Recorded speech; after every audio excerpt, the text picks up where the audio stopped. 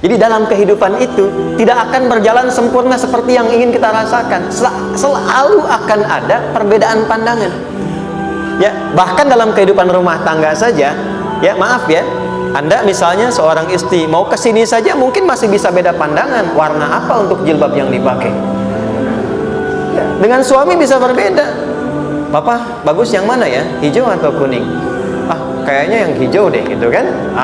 Enggak, kayaknya kuning deh gitu kan. Masih mending ada dua pilihan. Begitu dipakai pink. Bisa berbeda. Anak bisa berbeda. Jadi kesan pertama yang ingin dibangun bahwa dalam kehidupan sudah pasti akan ada keragaman pandangan. Dan yang kedua, yang tidak normal, keragaman pandangan itu boleh jadi melahirkan tindakan-tindakan yang kontraproduktif. Mungkin akan mendapatkan celaan.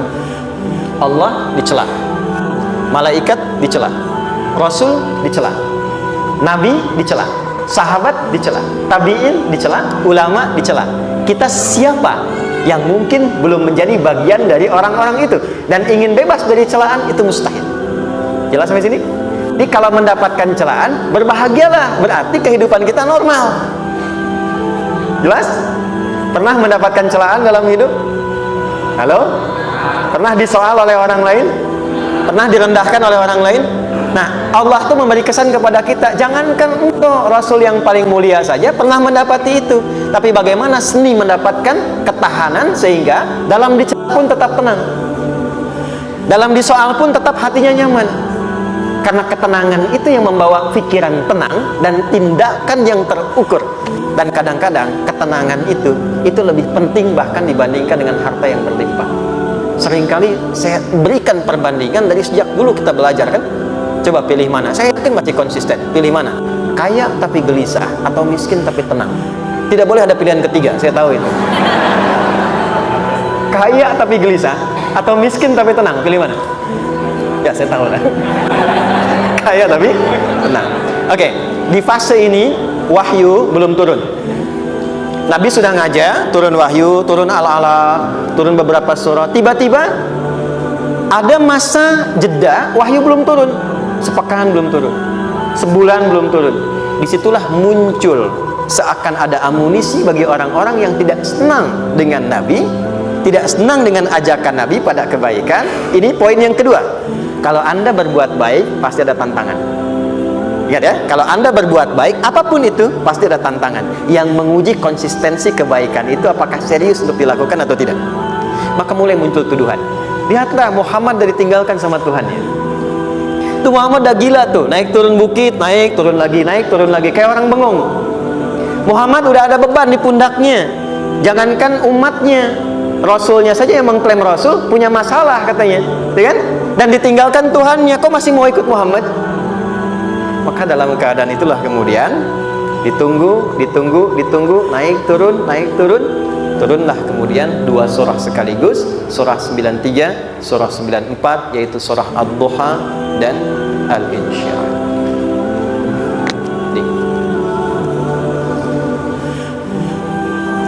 Oke, ini materinya dahsyat ya, penting sekali, saking pentingnya ini cepat habis tuh. Sekali lagi. Jazakallah khairan. Ini lihat, kelihatan ya. Baik, yuk pelan-pelan. Jadi turunnya surah Ad-Duha dan surah Al-Insyirah, hikmahnya satu atau fungsinya satu, memberikan petunjuk bagaimana mengatasi satu persoalan sesulit apapun, tapi masih dapat menghadapinya dengan keadaan yang tenang.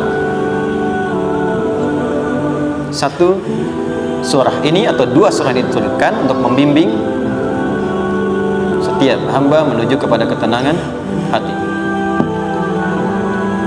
Dua, membangun kekuatan mental sehingga dalam situasi apapun dia tetap kuat mengatasi berbagai persoalan kehidupan. Nanti terapannya banyak, di bisnis ada. Nanti saya turunkan contohnya. Kadang-kadang ikut tender, sudah bagus, sudah menang, tapi proyeknya diambil orang. Ada yang begitu? Nanti ada ayatnya, ada. Nanti kita turunkan. Udah siap-siap, kan, pengen melamar, ternyata keduluan orang, gitu kan? Udah siap-siap, pengen dapat ini, mau lulus, ternyata nilainya nggak seperti yang diharapkan. Muncul, ada, selalu ada demikian. Nanti kompleksitasnya banyak. Tapi dua surah ini kalau kita bisa kuasai artinya dengan baik, pahami dengan benar, maka akan ada sesuatu yang beda yang terasa dalam jiwa kita dan kesiapan mengatasi setiap persoalan dalam kehidupan. Yuk kita baca dulu ya, supaya dapat keberkahannya dari dua surah ini. Saya bacakan, Anda ikuti ya. A'udzu billahi minasy syaithanir rajim.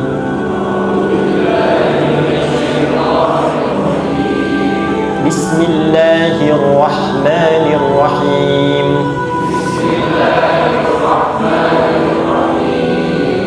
Wadduha wal-laili idza saja ma wadda'aka rabbuka wa ma qala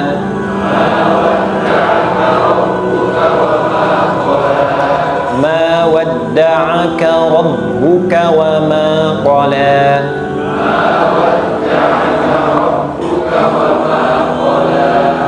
walal akhiratu khairul laka minal ula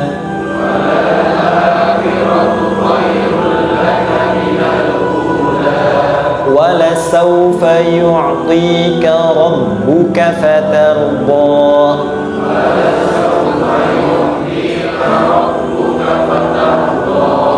alam yajidka yatiman fa'awa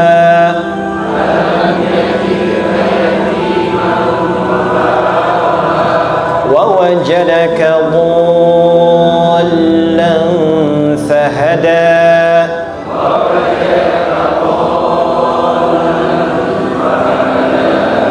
wa wajadaka 'ailan fa'aghna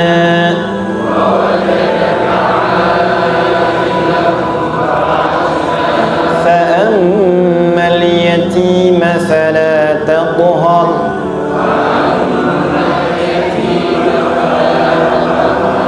وأما السائل فلا تنهر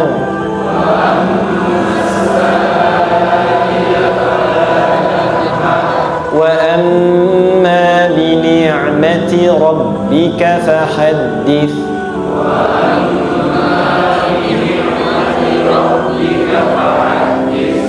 Satu surah dulu, alhamdulillah. Izin saya bacakan tadi untuk diikuti supaya setidaknya kalau kita pulang dan ditanya bagaimana hidupku kau jalani, seperti apa engkau berinteraksi dengan Quran yang telah aku turunkan, maka kita pernah menjawab, ya Allah, kami pernah bacakan itu. Jangan pernah kita berkehidupan sampai wafat dan tidak pernah berinteraksi dengan Quran walaupun sekedar membacanya. Wadduha, aku bersumpah, setiap huruf waw yang berada di awal kalimat di satu surah itu makna utamanya berarti sumpah ya, qasam, sumpah. Seringkali diartikan demi ya. Wal asri, demi masa. Wal fajri, demi waktu fajar. Wal laili, demi malam. Intinya sumpah. Sebentar, pelan-pelan. Kalau Allah menyampaikan sesuatu kepada kita, yakin tidak? Saya ulang, yakin tidak? Serius? Hah? Kalau yakin, kenapa tidak dilakukan? Ya, itu pertanyaan besar ya. Baik, kalau Allah menyampaikan, tidak bersumpah pun harusnya kita yakin. Tapi kalau Allah bersumpah dalam kaidah ilmu tafsir, berarti ada sesuatu yang sangat penting, yang saking pentingnya akan sangat dibutuhkan oleh setiap hamba, sehingga diminta setiap hamba itu fokus menyimak apa yang mau disampaikan. Bahkan saking pentingnya menyimak itu, Allah bersumpah. Jelas?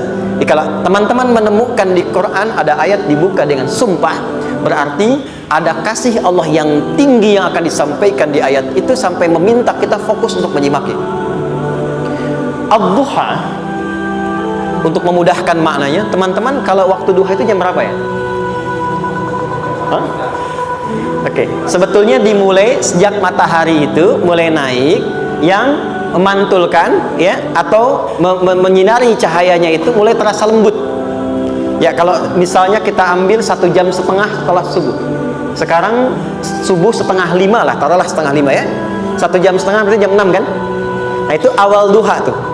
Awal duha. Sampai ke pertengahan kurang lebih 9:30, jam 10. Akhir duha jam 11 sampai menjelang ke zuhur. Awal duhanya disebut dengan syuruk namanya. Syuruk. Jadi syuruk itu awal duha. Kalau sudah jam 6 ada cahaya matahari ya. Enak nggak ke tubuh kita itu? Nyaman nggak? Jam 8 enak nggak kalau berjemur ya? Jam 9 enak ya? Nah, ini kata kiasan dalam bahasa Arab. Kalau kita merasakan sesuatu yang enak, nyaman, memberikan manfaat yang banyak, itu orang Arab sering memberikan kiasan dengan waktu-waktu tertentu. Di antaranya duha. Jadi kalau kita menemukan kalimat duha, jangan langsung diartikan ke waktu duhanya. Boleh jadi yang diinginkan adalah makna di balik itu, yaitu semua kenikmatan dan kenyamanan yang didapatkan. Cara mengartikan ini, wadduha, aku bersumpah kata Allah, ya Muhammad, demi semua kenikmatan yang kau rasakan dalam hidup, seperti engkau merasakan kenikmatan cahaya duha itu. Jelas? Wal-laili idza saja, dan aku bersumpah, al-lail, lail itu apa? Malam. Baik, lail turunannya, layali jamaknya, lela, lili, lala, itu malam. Jadi kalau ada ibu leli, ibu malam-malam ya.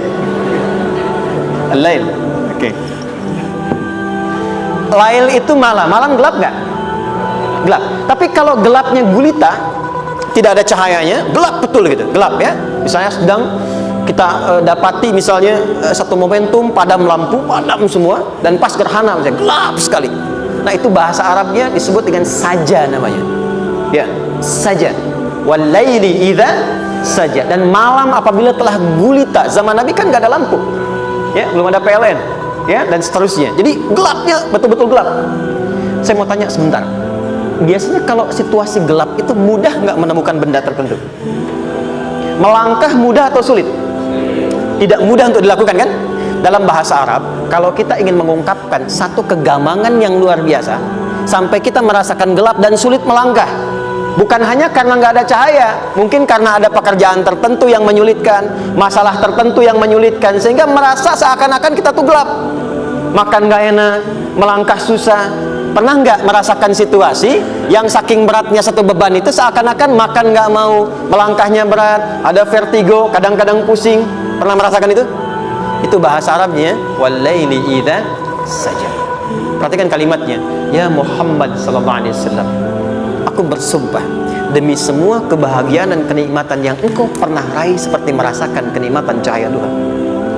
Dan mungkin persoalan hidup yang pelik yang membuat engkau merasakan kesulitan, seakan-akan merasa di suasana gelap yang gulita.